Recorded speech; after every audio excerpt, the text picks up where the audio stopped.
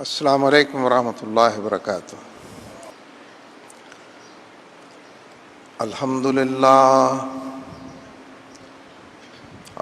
للہ نحمده ونستعینه ونستغفره ونؤمن به ونتوکل علیہ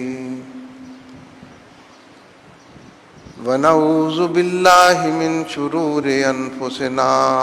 ومن سیئات اعمالنا، من يهده الله فلا مضل له ومن يضلله فلا هادي له، ونشهد أن لا إله إلا الله وحده لا شريك له، ونشهد أن سيدنا ونبينا ومولانا محمدا عبده ورسوله، أرسله بالحق بشيرا ونذيرا بين يدي الساعة، أما بعد فأعوذ بالله من الشيطان الرجيم، بسم الله الرحمن الرحيم، يريدون ليطفئوا نور الله بأفواههم واللہ متم نورہ ولو کرہ الکافرون، هو الذی ارسل رسولہ بالہدى ودین الحق لیظہرہ علی الدین کلہ ولو کرہ المشرکون۔ یا ایہا الذین آمنوا هل ادلکم علی تجارۃ تنجیکم من عذاب الیم، تؤمنون باللہ ورسولہ وتجاہدون فی سبیل اللہ باموالکم وانفسکم، ذالکم خیر لکم ان کنتم تعلمون، یغفر لکم ذنوبکم ویدخلکم جنات تجری من تحتها الانہار ومساکن طیبۃ فی جنات عدن، ذالک الفوز العظیم، وأخرى تحبونها نصر من الله وفتح قريب وبشر المؤمنين۔ يا أيها الذين آمنوا كونوا أنصار الله كما قال عيسى ابن مريم للحواريين من أنصاري إلى الله، قال الحواريون نحن أنصار الله، فآمنت طائفة من بني إسرائيل وكفرت طائفة، فأيدنا الذين آمنوا على عدوهم فأصبحوا ظاہرین۔ صدق اللہ مولانا۔ حضرات گرامی، میرے بھائیوں، بزرگوں اور دوستوں، اور یہ میری معزز قابل احترام بہنوں اور بیٹیوں، اللہ تبارک و تعالیٰ کی شان کریمی ہے، اس کی نعمتیں بے پایا ہیں، ہر چہار طرف اس کی رحمت کی گھٹائیں برستی ہیں، اور اپنی تمام حکم عدولیوں، نافرمانیوں، گناہوں، معصیتوں اور کوتاہیوں کے باوجود اگر انسان سانس لیتے ہیں، ضروریات زندگی ان کو فراہم ہوتی ہیں، تو یہ اللہ تبارک و تعالیٰ کی دین ہے، اس کی وسعتیں ہیں، دور تک پھیلی ہوئی اس کی رحمتیں ہیں۔ کہ وہ لوگوں کو ڈھیل دیتا ہے، یاد دہانیاں کراتا ہے، اپنی آیات و نشانیاں دکھاتا ہے، اور قوموں کو اور معاشروں کو راہ راست پر آنے، بھولے ہوئے سبق کو یاد کرنے اور اپنے رب کا ہو جانے کا موقع فراہم کرتا ہے۔ اس بات کو جاننے کے لیے کوئی اہل دل ہونا ضروری نہیں ہے۔ اصحاب علم تو بجا طور پر ان باتوں کو زیادہ جانتے ہیں، پہچانتے ہیں، لیکن عام آدمی اپنے تجربات سے، مشاہدات سے، زندگی کے مد و جزر سے،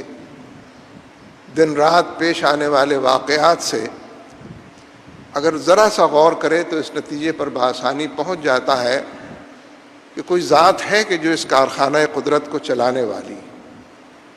اور وہ اس قدر رحیم و کریم ذات ہے، اس قدر درگزر کرنے والی ذات ہے کہ وہ اپنے مخالفین کو، اپنے نہ ماننے والوں کو بھی رزق دیتا ہے، اور ہوا بھی اس نے کسی کے لیے بند نہیں کی، سب اس کے اندر سانس لیتے ہیں، اور اس کی نعمتیں مسلسل اس جانب رہنمائی کرتی ہیں کہ بندہ اپنے رب کی طرف لوٹے، پلٹے، بندگی کے راستوں کو جانے، پہچانے، اور ان صفات کو، خصوصیات کو اپنائے اور ان سے اپنے آپ کو متصف کرے کہ جو اللہ کی پسند اور ناپسند کے پیمانوں کے حوالے سے جانی پہچانی جاتی ہیں۔ یہ جو پوری کائنات کے اندر تذکیر کا ایک نظام موجود ہے، یاد دہانی کا، ٹھوکر دلا کر بھی انسانوں کو، قوموں کو یاد دلایا جاتا ہے، اور نواز کر ہر حوالے سے ان کو عطا اور بخشش کے ڈونگرے ان پر برسا کر اس طرح بھی انہیں اپنے رب کی طرف لوٹنے، پلٹنے کا پیغام سنایا جاتا ہے۔ اس لیے گویا معاشرے کے اندر وہ لوگ کہ جو بھلائی کے لیے کچھ کرنا چاہتے ہیں، برائی کا استحصال اور نفی کرنا چاہتے ہیں، جو معاشرے کے اندر ظلم کی طویل رات کو سحر کرنا چاہتے ہیں، ان کے اطراف میں چاروں طرف وہ حکایتیں موجود ہیں، وہ نشانیاں موجود ہیں، وہ تعاون موجود ہے کہ جس سے ان کا کام آسان ہو سکے اور اپنی بات کے لیے وہ دلائل فراہم کر سکے۔ حقیقت یہ ہے کہ جس دنیا میں ہم رہتے بستے ہیں، وقت گزرنے کے ساتھ، عمر کے بڑھنے کے ساتھ لوگوں کو اس بات کا ادراک خود بھی ہونے لگتا ہے کہ یہ دنیا ہے تو آزمائش کی جگہ، امتحان گاہ، خود کوئی نتیجہ پانے والی جگہ اور مقام نہیں ہے۔ ایسا نہیں ہے کہ یہاں پر جو بوئیں گے وہ یہیں پر کاٹ لیں گے، اور قوموں کے مد و جزر میں یہ بات سمجھنا اور بھی آسان ہوتا ہے۔ ویسے تو اپنے اطراف میں، قرب و جوار میں جو لوگ موجود ہیں، کتنے لوگ ہیں کہ جو محنت کرتے ہیں، مشقت کرتے ہیں، اپنے آپ کو کھپاتے ہیں، خون پسینہ ایک کرتے ہیں، اپنی قوت اور طاقت کے بل پر بھی اور صلاحیت اور استعداد کی بنیاد پر بھی ایک خاص قسم کا استحقاق رکھتے ہیں، لیکن ظلم کی اس نگری میں وہ استحقاق ان کو ملتا تو نہیں ہے۔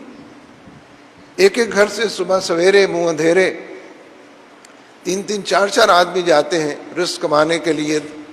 حالات بہتر بنانے کے لیے، لیکن 3 4 4 آدمی 8 8 10 10 گھنٹے کام کرتے ہیں، جو کچھ لاتے ہیں اس سے پورا تو نہیں پڑتا ان کا۔ عجیب و غریب دنیا ہے، عجیب و غریب حالات کی آزمائش، اور یہ بھی سب کے سامنے ہے کہ نہ کرنے والوں کی ایک بڑی تعداد ہے جن کی تجوریوں میں اضافہ ہوتا ہے، جو ظلم کی رات کو بھی طویل تر کرتے ہیں۔ یعنی یہ تمام آیات و نشانیاں اس بات کو جاننے سمجھنے کے لیے کافی ہیں کہ کوئی اور عنوان ہونا چاہیے، کوئی اور دنیا بسنی چاہیے، کوئی اور میدان لگنا چاہیے جس میں کوئی انصاف ہو سکے، کوئی عدل کی بات ہو سکے، جس نے دکھ دیا ہے اس کو اس کا انجام تک پہنچایا جا سکے، جس نے سکھوں سے نوازا ہے۔ یہ دنیا تو کچھ نہیں دے سکتی ان کو اس کے مطابق حالات کی بہتری اور نوید سنائی جا سکے۔ اس لیے یہ جو وَبِالْآخِرَةِ هُمْ يُوقِنُونَ کی بات کہی جاتی ہے اہل ایمان کے لیے کہ آخرت پر یقین، پختہ کامل یقین رکھتے ہیں، یہ ویسے تو عقیدے کا معاملہ ہے، لیکن عقیدے کا کوئی عنوان ایسا نہیں ہے کہ جو بے دلیل ہو۔ بلا شبہ عقیدے کا ہر عنوان بے دلیل بھی مانا جائے گا، اگر کوئی دلیل نہ ہوتی تو عقیدہ ہے اللہ کا ایک ہونا، نبی اکرم صلی اللہ علیہ وسلم کا نبی برحق اور نبی آخر الزماں ہونا، قرآن پاک کا اٹل اور آخری نسخہ اللہ کی طرف سے رہنمائی اور ہدایت کا عنوان ہونا، اور کسی ایسے جہان کا رونما ہونا کہ جس میں انصاف اور عدل کی میزان نصب ہو سکے۔ ظاہر قرآن پاک بھی اس سے بھرا پڑا ہے، اور نبی اکرم صلی اللہ علیہ وسلم کی احادیث کے مجموعے میں اور آپ کی پوری سیرت طیبہ میں وہ انگنت واقعات موجود ہیں کہ جو آخرت کے حوالے سے لوگوں کے ذہنوں کی آبیاری کرتے ہیں۔ آپ مجھ سے اتفاق کریں گے، اس لیے کہ آپ سب کو اس کا تجربہ ہوا ہوگا، ان راہوں سے گزرے ہوں گے، کہ آخرت کے حوالے سے پختہ یقین اور عقیدہ انسان کے کردار کو درست رکھنے میں، اس کے حالات کو بہتر بنانے میں جس قدر کارگر ہے اور جس درجہ کارگر ہے وہ کسی سے مخفی نہیں۔ یعنی احادیث کے اس مجموعے کو آپ لے کر بیٹھ جائیں کہ جو آخرت کے اور قیامت کے بارے میں ہے، تو گھنٹے آدھے گھنٹے کے اندر وہ بات کافی ہونے لگتی ہے کہ مجھے کیسا ہونا چاہیے، اور میرے اعمال کو کن سانچوں میں ڈھلنا چاہیے، اور میری زندگی کن ترجیحات کے مطابق گزرنی چاہیے۔ اس معاملے میں کوئی دو رائے نہیں رہتی۔ یعنی اللہ تبارک و تعالیٰ کی پکڑ اور باز پرس کے حوالے سے بھی، اور اس کی جتنی نشانیاں ہیں اور جس کی عطا اور بخشش ہے اس کے انعامات کے حوالے سے۔ اس لیے جو لوگ دعوت کے میدان میں کام کرتے ہیں، اور جو لوگ اس بات کے حریص ہیں کہ لوگوں تک بھلائی پہنچے اور وہ نیکی کی طرف آئیں، چلیں اور بڑھیں، جو لوگ حالات کی گراں باری کا اندازہ کرتے ہیں، کڑتے ہیں اس کے اوپر، اس کو بہتر بنانے کے لیے کوئی تدبیر سوچتے ہیں، ان بہت ساری تدابیر میں یہ تدبیر بڑی حد تک زیادہ مؤثر کہی جا سکتی ہے کہ لوگوں کو حساب کتاب اور جواب دہی کے احساس سے بار بار اس طرف لایا اور بلایا جائے کہ یہ دنیا فانی ہے،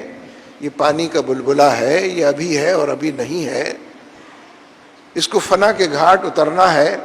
اور دنیا تو ہو سکتا ہے ہزاروں سال سے چلی آتی ہو اور آئندہ ہزاروں سال تک چلی رہے، لیکن میری اور آپ کی دنیا تو وہ ہے جو زندگی میں نے گزار لی ہے، اس سے پہلے حالات اچھے ہوں، اس کے بعد اچھے ہوں، جو کچھ بھی ہوا کرے۔ اور پھر انسانوں کی زندگی میں بھی کتنی زندگی ہے کہ جس کو حقیقی معنوں میں زندگی آراستہ پیراستہ زندگی کہا جائے۔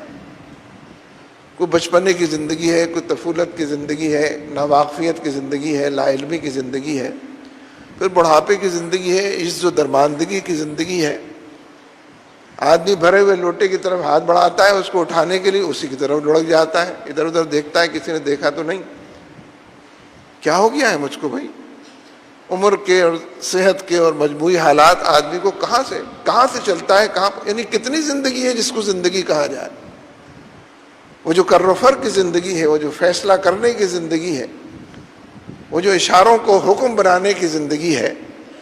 وہ جو لوگوں پر راج کرنے، ایک فیصلے ایک دستخط سے 100 کو ملازمت سے برطرف کرنے، 100 کو نیا رکھ لینے کی زندگی ہے، بڑے اختیار کی، اقتدار کی، تمکن کی، غلبے، وہ کتنا عرصہ ہے